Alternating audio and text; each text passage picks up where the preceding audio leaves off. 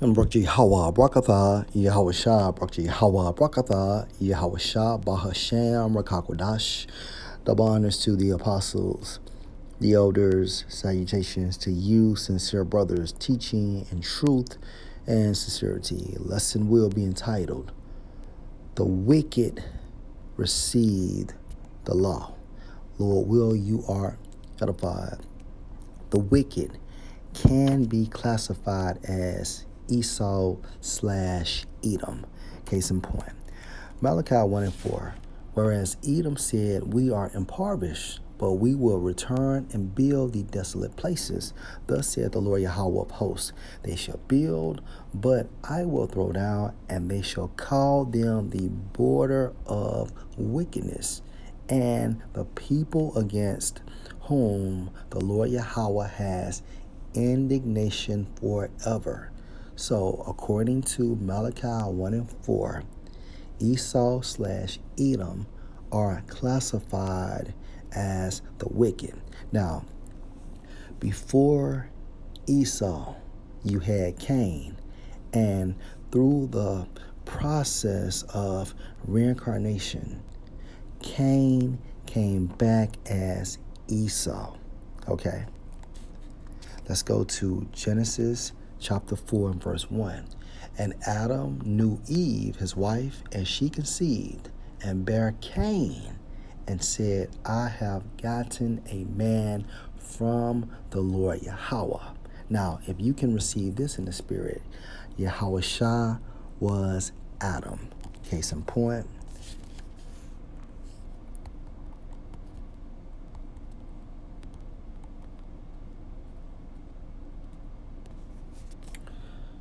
First Corinthians 15 and 45.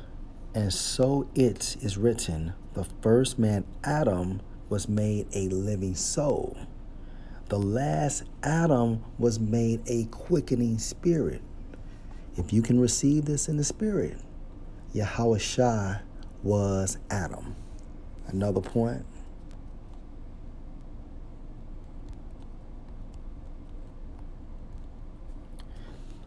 Revelation 1 and 8. I am Alpha and Omega. Alpha meaning beginning, Omega the end.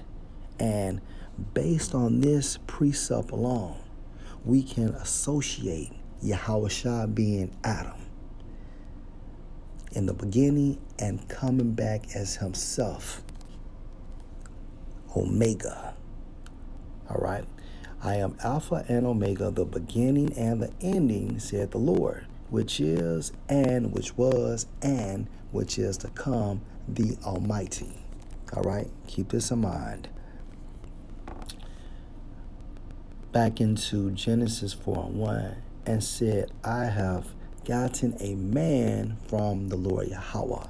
Verse 2, and she again bare his brother Abel, right? Now, if you can receive this in the spirit, Abel came back as who? Jacob. And another spiritual token, King David was Abel and Jacob. Okay? If you can receive that in the spirit. Verse 2, and she again bare his brother Abel, and Abel was a keeper of sheep. Ooh. But Cain was a tiller of the ground, and who else was a keeper of the sheep?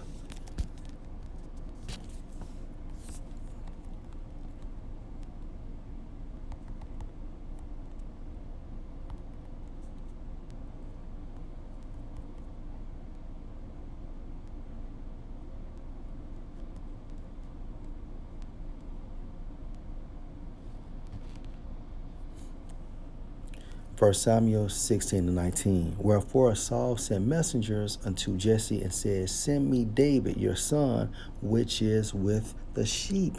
Meaning he was a keeper of the sheep. Okay. Again, Genesis 4 and 2. And she again bare his brother Abel, and Abel was a keeper of sheep, but Cain was a tiller of the ground. And in the process of time, it came to pass that Cain brought of the fruit of the ground an offering unto the Lord Yahweh.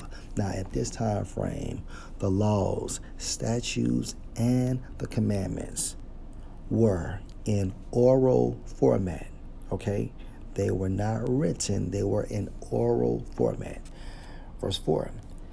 And Abel, he also brought of the firstlings of his flock and of the fat thereof. And the Lord Yahweh had respect unto Abel and to his offering. And the reason why Yahweh Bahasham, Yahweh Shai, had respect unto Abel's offering is because he was obedient. Okay? Meaning he did exactly what the law, statutes, and the commandments instructed him to do so. Okay. Verse 5. But unto Cain and to his offering he had not respect. Why? Because Cain was disobedient. He did not follow the instructions going into the law, statutes, and the commandments of Yahweh Bahasham, Yahweh Shai regarding sacrifices. Okay. And Cain was very wroth, and his countenance fell. And the Lord Yahweh said unto Cain, why are you mad? And why is your countenance fallen? If you do well, shall you not be accepted? And if you do not well, sin lies at your door. And unto you shall be his desire, and you shall rule over him. Verse 8. And Cain talked with Abel his brother, and it came to pass when they were in the field that Cain rose up against Abel his brother and slew him. Okay, now the point is, in order for Cain, who later became Esau,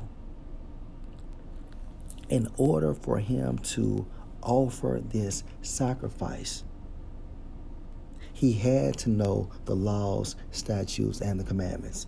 And who taught him the laws, statutes, and the commandments? Adam. Yahweh Shai taught Cain and Abel when he was Adam. Okay.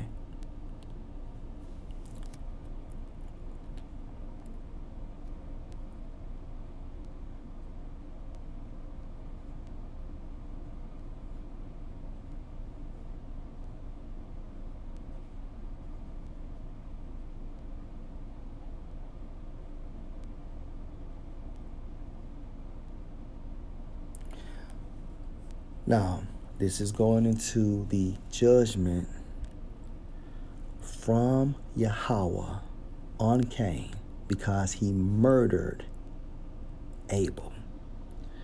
Genesis 4:15. And the Lord Yahweh said unto him, therefore, whosoever slays Cain, vengeance shall be taken on him sevenfold. And the Lord Yahweh set a mark on Cain, lest any finding him should kill him. And this mark, meaning what? In the Hebrew, I want to say it's a distinguishing something.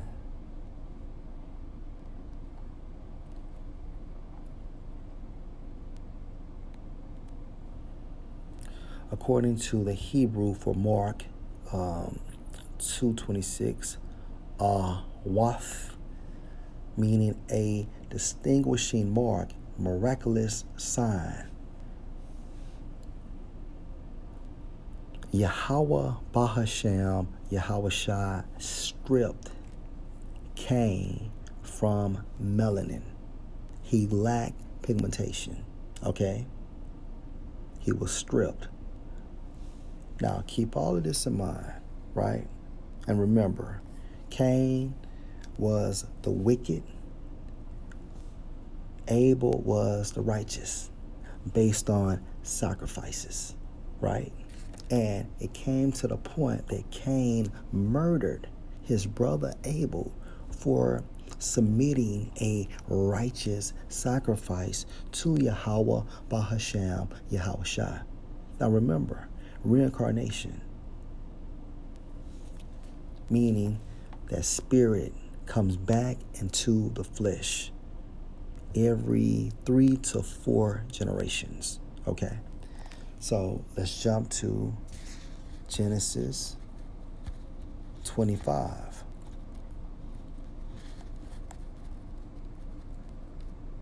And if you can receive this in the spirit, Isaac, okay, Yahushua came back as Isaac.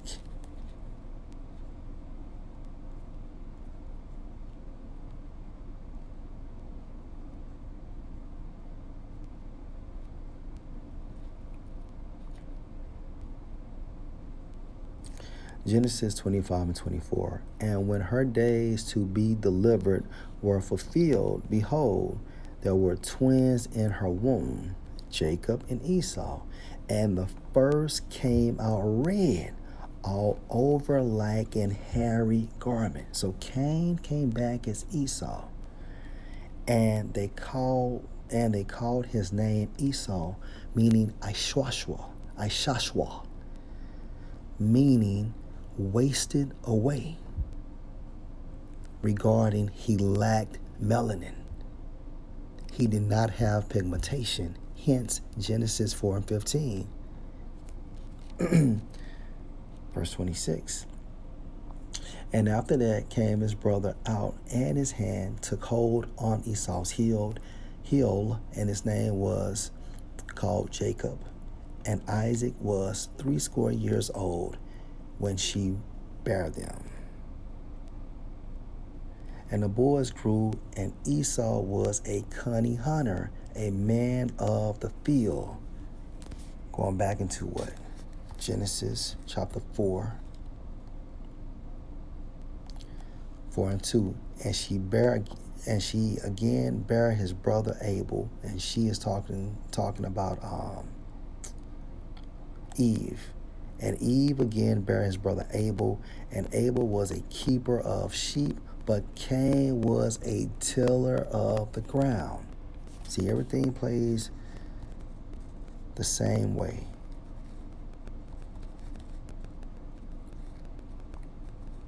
Hence, Esau was a cunning hunter. That's how you know Cain came back as Esau. A man of the field. That's how you know that Cain came back as Esau. And Jacob was a plain man dwelling in tents. Now, Adam taught Cain and Abel the law, statutes, and the commandments. All right. And at that time frame, they were in oral format. Now, regarding this time frame, Yahushua was Adam, Yahushua was Isaac. And Isaac taught Jacob and Esau the laws, statutes, and the commandments. Case in point, Genesis 25 and 27. And the boys grew, and Esau was a cunning hunter, a man of the field, and Jacob was a plain man dwelling in tents. Let's focus on plain.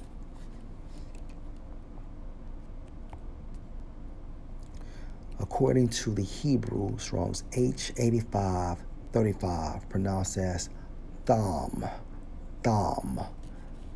which means complete, morally innocent, having integrity in regards to the laws, statutes, and the commandments. Meaning, Jacob kept the laws, statutes, and the commandments to the best of his ability. Right? So let's go to the lexicon.